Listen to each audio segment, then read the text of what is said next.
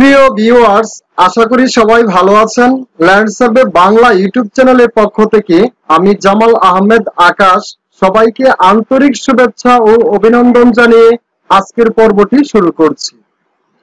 আজকের পর্বে আমি আলোচনা করব কিভাবে আলাদা ক্যালকুলেটর ছাড়া অটোক্যাড এই ক্যালকুলেটর ব্যবহার করে জমির হিসাব করবেন।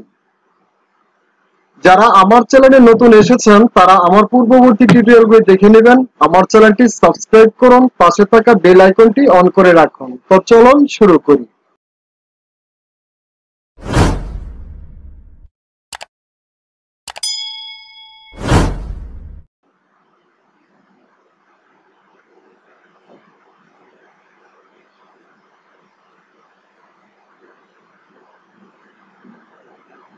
আমি প্রথমে একটি মোজা ম্যাপ নিয়ে নিলাম।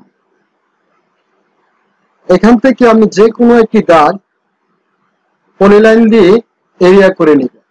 তারপর আপনাকে দেখাবো অটোক্যাডে কিভাবে ক্যালকুলেটর ব্যবহার করেন। যারা ডিজিটাল ল্যান্ড সার্ভে করেন, কম্পিউটারের মাধ্যমে জমি পরিমাপ করেন, তাদের আলাদা ক্যালকুলেটরের কোনো প্রয়োজন নেই। অটোক্যাডে ক্যালকুলেটর রয়েছে, আপনারা অটোক্যাড থেকে ক্যালকুলেটর ব্যবহার করতে পারবেন। অটোক্যাডে কিভাবে ক্যালকুলেটর ব্যবহার করবেন ভিডিওটি প্রথম থেকে শেষ পর্যন্ত দেখতে থাকুন।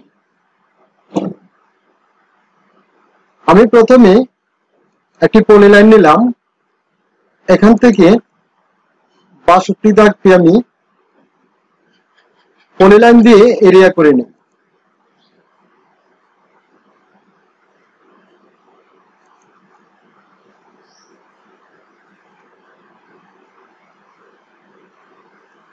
এই কাজটি আপনারা ধীর গতিতে মনোযোগ সহকারে করবেন।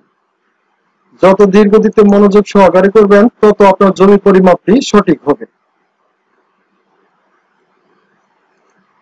আমি এখানে উদাহরণস্বরূপ একটি এরিয়া করে নিলাম।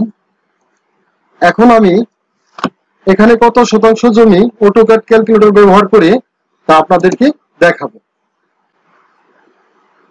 এখন আমি এরিয়াটি কপি করে নিচ্ছি। এখন অটোক্যাড অ্যাপস এর যে ক্যালকুলেটর রয়েছে তা আমি ব্যবহার করব। এজন্য আমাকে আমার কম্পিউটারের কিবোর্ডে Ctrl+8 চাপতে হবে।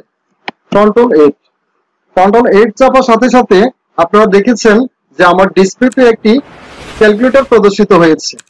এটি অটোক্যাড অ্যাপস এর ক্যালকুলেটর। আমি যে এরিয়াটি কপি করে নিয়েছিলাম এখানে আমি পেস্ট করে দিই। এটিকে আমি ভাগ করব 435.6 দ্বারা। যেহেতু 435.6 সমান 1%, আমি এটি শতাংশে পরিমাপ করছি, তাই 435.6 দ্বারা ভাগ করেছি। আপনারা যদি কাঠাতে পরিমাপ করেন তাহলে 720 দ্বারা ভাগ করবেন। এখানে যে পরিমাণ জমি রয়েছে 9.34 শতাংশ জমি। এভাবে আপনারা অটোক্যাড অ্যাপসে ক্যালকুলেটর ব্যবহার করতে পারবেন। এই অ্যাপসটি যদি আপনারা ছোট বড় করেন তাহলে এখানে থেকে আপনারা ছোট বড় করে নিতে পারেন, যে কোনো সাইজে করতে পারবেন।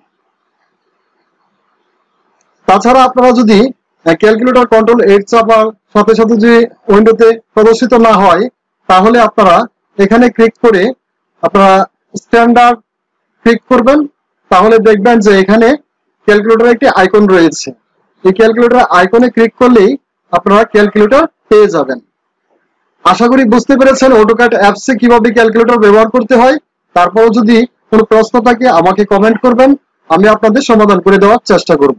পরবর্তী টিউটোরিয়াল দেখার আমন্ত্রণ জানিয়ে আজকের মতো শেষ করছি। আল্লাহ হাফেজ।